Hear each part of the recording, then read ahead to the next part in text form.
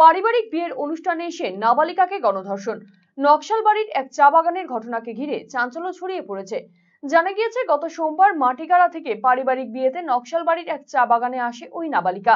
বিয়ে চলাকালীন রাতেই নাবালিকাকে চা বাগানে নিয়ে গিয়ে গণধর্ষণ করে 5 জন যুবক বলে অভিযোগ।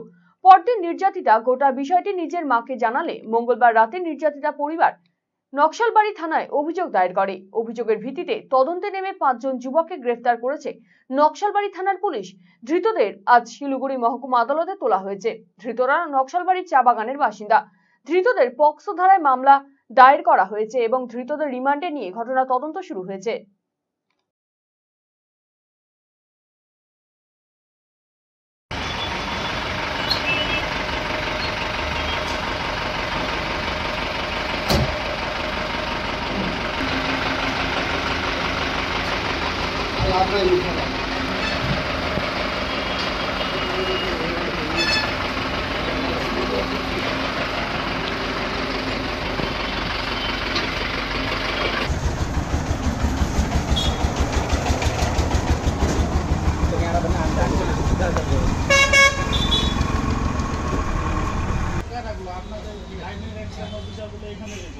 আরেকজন আছে